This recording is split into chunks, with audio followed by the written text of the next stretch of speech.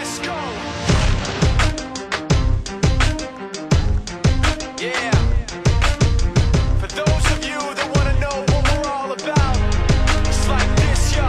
This is 10% luck, 20% skill, 15% concentrated power of will, 5% pleasure, 50% pain, 100% reason to remember the name. Yo, this is DJ, the eBay Pirate, and today I'm going to give you some tricks on how to stay alive off eBay. Today I'm going to show you a few tips and tricks on how to get some free exposure for your website and your business off eBay. This is actual real world, real business exposure for you. As always, tips are welcome and appreciated at my website. Now first, this video is geared to those of you out there with little to no budget for advertising. Most of these tips are completely free, but if you do require a small investment, and I'm talking no more than $20, so even if you have a shoestring budget, you can still do something. Overall, the value of the exposure that you will receive will be worth many times the investment. So pull together a few pennies, scrape some loose change, sell some blood, whatever. Just get a few bucks in your pocket, and these tips will go a lot further if you have a few bucks to spend on them. Having said that, you should understand that the results you will receive will be small to moderate. You should not expect a deluge of orders or customers, but if done properly, you should get some results. Now first, a few things that you are definitely going to need. You are definitely going to need a website. And I'm not talking about some shitty eBay store or eCreator store. I mean your own personal website. If you don't already have a website, head over to my site where there are some partners that can hook you up with a free to low cost website. Now be sure to see my video that details exactly what you need to have on this website to be really successful, as well as what you need to avoid having on your website, which is just as valuable. Second, you're going to need a phone number. Ideally, several phone numbers. And for goodness sake, people, this is the 21st century. If you don't have a cell phone, get one. Now the reason that I recommend that you have several phone numbers is the exact same reason that I recommend that you have several accounts. The easiest way to get additional phone numbers is to simply call up your local phone company and tell them that you want a customized ring. Now these are different phone numbers that ring at your existing line but are actually different numbers. They're usually used by teenagers or home-based businesses, like yours for example. And the beauty of it is that most of these numbers cost less than $10 a month. Now on to the free exposure. Most local newspapers have a freebie section. Now it's a special section that classifies where you can put a free listing as long as the dollar amount is under a certain level. For example, in my local paper, I can place an ad for an item valued at up to $250 for absolutely no charge. Now, if I start the listing, let's say on a Wednesday, knowing that the ad runs for 5 days, this means that the ad will be covering Friday, Saturday, and Sunday, the three most popular days of the week. Now, generally the ad that you can place in these newspapers will be pretty small, maybe 2 or 3 lines at most. Make sure you make each line count. And don't forget, for goodness sakes, to include your phone number. Now, one important thing that you do not want to list in these ads is your website, strange as it may seem. The reason being that if you list your website, the newspaper will immediately flag your ad as a commercial ad and will no longer allow you to place these freebie ads. Also, this works best if you are operating out of your home, because on occasion the newspaper will check to see if it is a commercial address. Now most newspapers will allow you one such ad per month. However, most newspapers keep track of you by your phone number. You're wondering why I mentioned having an extra phone number would come in handy. Well, this means if you, like me for example, have 4 phone numbers, you can run an ad every week. I get hundreds of dollars worth of free advertising each and every month because I use every single newspaper in my area that features this. So I'm running my free ad in several papers, and each ad has the same item sold multiple times. You do the math. Also remember that many organizations such as clubs and credit unions offer these types of free newsletters. And don't forget that if you live in a major metropolitan area, most of the surrounding suburbs also have these type of community newspapers that you can use. Now if you have a degree of expertise in a particular field, you may wish to approach a newspaper or newsletter and offer to do a column on a particular field. For example, photography, if your particular strength is photography. Most newspapers are now desperate for editorial content, especially local content, and will gladly welcome your offer. This can be an excellent promotional vehicle, since you can always get a little blurb with your website right on the newspaper.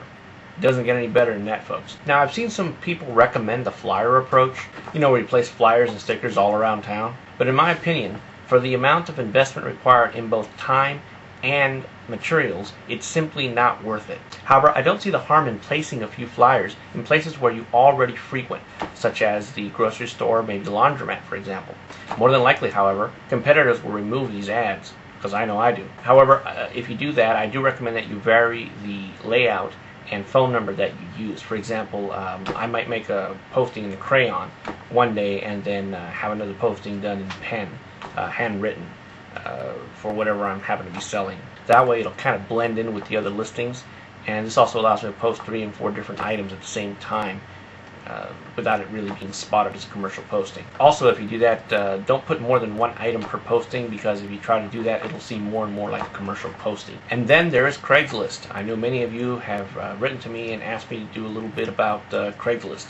Yes, Craigslist is awesome, but it also has its own unique problems. Specifically, jealous competitors and the completely broken flagging system that it uses. However, I have heard that there is a crack team of Russian hackers working on a flagging program which will force Craigslist to change the way it handles flagging. And yes, I will be reviewing the tool as soon as I am provided with a working copy, and you bet your bottom dollar I'll be posting it right here on YouTube. But moving on.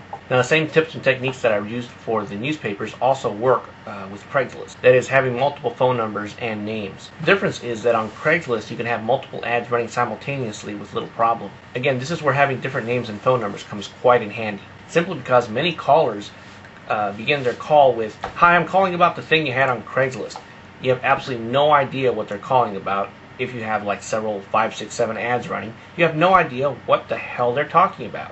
So for example, if you put "call Dave" and they say begin their call with, "Hey, I'm looking for Dave," then you know for a fact that they're calling about that Sony 32-inch flat screen LCD that you had posted. Having multiple names and phone numbers also lets you do A/B testing. If you don't know what A/B testing is, I'll go over that in a future video. But that is really, really good stuff, and you'll want to keep me subscribed so you know when that's out. But anyway, moving on.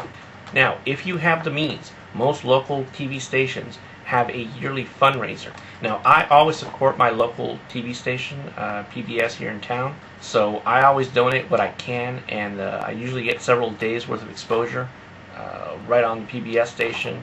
Yeah, it's not a lot, but you know, I usually get a little bit of traffic, and more importantly, I get a lot of goodwill. It's always nice to be able to say, "Hey, I supported my local TV station, help me out."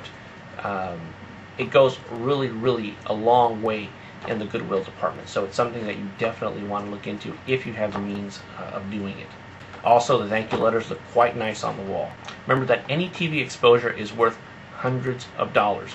There's no such thing as really cheap TV time.